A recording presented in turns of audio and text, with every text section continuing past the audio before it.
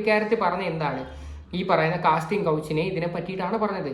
അല്ലാതെ നിങ്ങളെ പേഴ്സണലി എന്തെങ്കിലും സംസാരിക്കുകയോ അല്ലാതെ മാരാറുടെ ജോലിയെ പറ്റി പറയുകയോ എന്തെങ്കിലും ചെയ്തിട്ടുണ്ടോ? അതൊരു പ്രൊഫഷനാണ്. അത് ജാൻമണിയുടെ ഒരു പ്രൊഫഷനായിട്ട് വളരെ നല്ല രീതിയിൽ കൊണ്ടുനടക്കുന്ന ഒരു പ്രൊഫഷൻ നീ വിയർപ്പ് തൂത്തെടുത്തുകൊണ്ട് നടന്നോ മറ്റേതാ മറിച്ചതെന്ന് പറയാനായിട്ട് നിങ്ങൾക്ക് യാതൊരു അവകാശവും ഇല്ല. അത് വെറും റോങ് സ്റ്റേറ്റ്മെന്റ് ആണ് അത് മാരാർ സംസാരിച്ചത്. എനിവേ ഈ കമന്റ് അതിനകത്ത് കാണുന്നില്ല, കമന്റ് മുഖ്യമൊന്നും എനിക്കറിയത്തില്ല.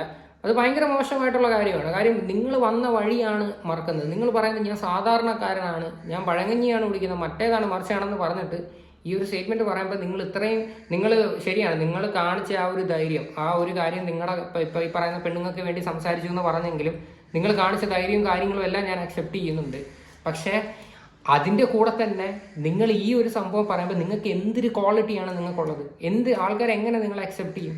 ഭയങ്കര റോങ് ആയിട്ടുള്ള ഒരു സ്റ്റേറ്റ്മെന്റ്, അത് ഒരിക്കലും യോജിക്കാൻ പറ്റില്ല. പിന്നെ മാരാർ പറഞ്ഞ വേറൊരു കാര്യം, ശോഭ എൻ്റെ അടുത്ത് പറഞ്ഞിട്ടുണ്ടായിരുന്നു എൻ്റെ ഒരു പെൺകുട്ടി അതിനകത്തുണ്ടെന്നോ, ജാനു എന്ന പേരെന്ന് കണ്ട് പറഞ്ഞില്ലേ. ജാൻമണി അതിനകത്തോട്ട് ജാൻമണി കയറ്റിയത് ശോഭയാണെന്നുള്ള ഒരു കാര്യത്തിനകത്ത് ഒരു വ്യക്തതയുണ്ട്. കാര്യം എന്ന് പറഞ്ഞാൽ രഞ്ജിനി ഹരിദാസിന്റെ ഒരു വീഡിയോ ഉണ്ട് ജാൻമണിയായിട്ടുള്ള, അതിനകത്ത് ജാൻമണി അത് പറയുന്നുണ്ട്. അതൊന്ന് കേട്ടു നോക്കാം. എനിക്ക് അവളുടെ സ്വഭാവം അറിയാവുന്നതുകൊണ്ട് ഒരിക്കലും ഞാൻ ആരെയും വിളിച്ച് പറഞ്ഞില്ല ജാനിനെ ഓഡിഷൻ എടുക്കണം എന്ന്. ഇത്രയും വർഷം ഞാൻ പറഞ്ഞില്ല, ഞാൻ പറഞ്ഞിട്ടല്ല ജാൻ ഓഡിഷന് പോയതും. ഈ ചതി ചെയ്തതാരാ? ശോഭ.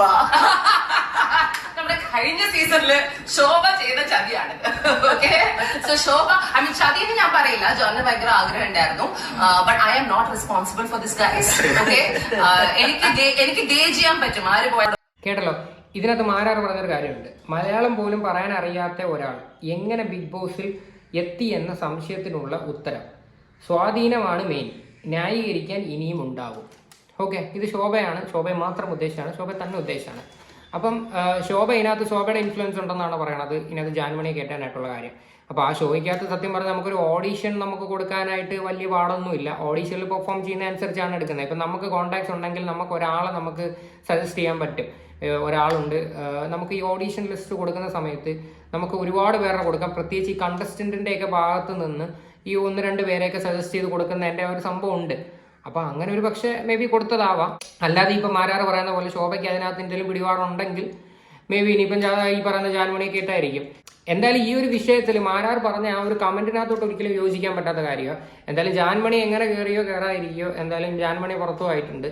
അപ്പം ഇതൊന്നുമല്ല ഇതിനകത്തൊരു മെയിൻ കാര്യം എന്ന് പറഞ്ഞാൽ മാരാർ പറഞ്ഞ ആ ഒരു സ്റ്റേറ്റ്മെന്റ്, അതാണ് കുറെ കണ്ടസ്റ്റൻസിനെയും കൂടെ ബാധിക്കുന്ന രീതിയിലുള്ള സ്റ്റേറ്റ്മെന്റ്. അതിനിതുവരെ ഒരു ക്ലാരിറ്റി വന്നിട്ടില്ല.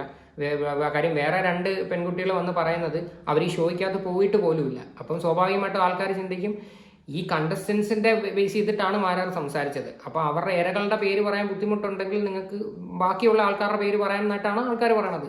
അപ്പൊ ഇതിനൊന്നും ക്ലാരിറ്റി ഇല്ലാതെ ഇനി ഞാൻ ഈ വിഷയത്തെ പറ്റി സംസാരിക്കുന്നില്ല. എന്തായാലും മെയിൻ ആൾക്കാർ ഏഷ്യാനെറ്റിന്റെ ഇടപെട്ടിട്ടുണ്ടെന്നൊക്കെ പറയുന്നു. ഇടപെട്ടിട്ടുണ്ടെങ്കിൽ വളരെ നല്ല കാര്യം.